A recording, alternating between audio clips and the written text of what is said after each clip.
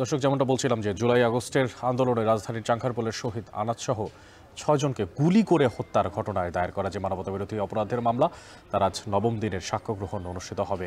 আর এই বিষয়ে বিস্তারিত তথ্য জানানোর জন্য আন্তর্জাতিক অপরাধ ট্রাইব্যুনাল থেকে আমাদের সঙ্গে যুক্ত হচ্ছেন সহকর্মী রাব্বি হোসেন। রাব্বি, আপনার মাধ্যমে জানতে চাই যে আন্তর্জাতিক অপরাধ ট্রাইব্যুনাল আজকে নবম দিনের মতো সাক্ষী অনুষ্ঠিত হতে যাচ্ছে, তো আজকে কারা সাক্ষী দিতে পারেন এবং মূলত এই আসামিরা যারা আজকে উপস্থিত আছেন তাদের বিরুদ্ধে সুনির্দিষ্ট কোনো অভিযোগ এখন পর্যন্ত প্রমাণ হয়েছে কিনা? অনেক চাংখারপুলের বিস্তারিত তথ্য জানানোর আগে আরেকটি গুরুত্বপূর্ণ তথ্য জানিয়ে রাখি যে জুলাই আগস্টের মানবতাবিরোধী অপরাধে কুষ্টিয়াতে ৬ জনকে হত্যাসহ এই অপরাধে আজকে মূলত আওয়ামী লীগের যুগ্ম সাধারণ সম্পাদক মাহবুবুল আলম হানিফের বিরুদ্ধে পৃথক আজকে ৩টি অভিযোগ ট্রাইব্যুনালকে দাখিল করেছেন আন্তর্জাতিক অপরাধ ট্রাইব্যুনালের প্রসিকিউশন টিম। সেখানে তাকে সহ আর মোট ৪ জনের বিরুদ্ধে মূলত এই অভিযোগ আনা হয়েছে। সেখানে কুষ্টিয়ার ৩ জন আওয়ামী লীগ নেতার বিরুদ্ধে অভিযোগ দাখিল করা হয়েছে। সেখানে বলা হয়েছে যে আন্দোলন দমনে মাহবুবুল আলম হানিফ তিনি এই আন্দোলন দমনে আইন শৃঙ্খলা বাহিনীকে উস্কানি দিয়েছেন। পাশাপাশি কুষ্টিয়াতে যেখানে হত্যা করা হয়েছে ৬ জনকে, সেখানে কুষ্টিয়ার আওয়ামী লীগ নেতাদেরকে তিনি বিভিন্ন সময় আন্দোলন দমনে ছাত্র জনতাকে হত্যা করার জন্য তিনি মূলত তাদেরকে উস্কে দিয়েছেন, তাদেরকে মদত দিয়েছেন। এই বিষয়গুলো তার বিরুদ্ধে অভিযোগ আনা হয়েছে। সেই অভিযোগের শুনানিটি এখন চলছে। আজকে মূলত তার যে 3টি অভিযোগ আনা হয়েছে সেটি আমলে নিতে পারেন। আমলে নিলে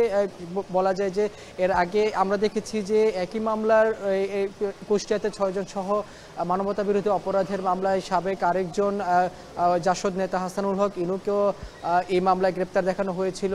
পাশাপাশি বলা যায় যে আজকে যেহেতু তার শুনানি চলছে, এই মামলার যিনি 4 জন আসামি রয়েছেন মাহবুবুল আলম হানিফ সহ তারা প্রত্যেকেই পলাতক রয়েছেন। এছাড়া আজকে আন্তর্জাতিক অপরাধ ট্রাইব্যুনাল একে চাংখারপুলে যে ৬ জনকে হত্যা করা হয়েছে গুলি করে, সে মামলায় নবম দিনের যে সাক্ষ্যগ্রহণ সেটিও শুরু হয়েছে। সেখানে 3 জন আজকে সাক্ষী দিবেন। এর আগে শহীদ আনাসের যিনি মা রয়েছেন তিনি সাক্ষ্য দিয়েছেন।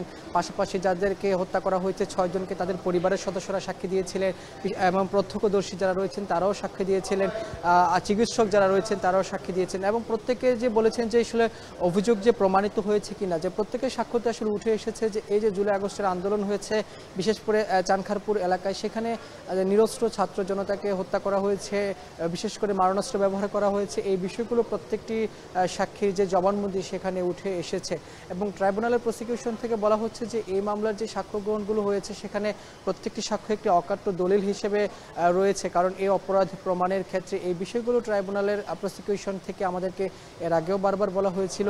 তবে আজকে যেহেতু এই আন্তর্জাতিক অপরাধ ট্রাইব্যুনালের 2-এ একটি গুরুত্বপূর্ণ মামলার শুনানি চলছে, সেখানে যে আওয়ামী লীগের যিনি যুগ্ম সাধারণ সম্পাদক রয়েছেন মাহবুবুল আলম হানিফ সহ 4 জনের বিরুদ্ধে যে 3টি অভিযোগ রয়েছে সেই অভিযোগ মূলত সেই অভিযোগের পরিপ্রেক্ষিতে আজকে সেখানে আমলে নিতে পারেন বলে আমরা আসলে ধারণা করছি। তবে যেহেতু এখনও শুনানি চলছে, বিস্তারিত পরবর্তীতে আরও জানানো সম্ভব হবে। এই ছিল আমার কাছে আন্তর্জাতিক অপরাধ ট্রাইব্যুনাল থেকে সবশেষ খবর। আন্তর্জাতিক অপরাধ ট্রাইব্যুনাল থেকে যুক্ত ছিলেন সহকর্মী রাব্বি হোসেন।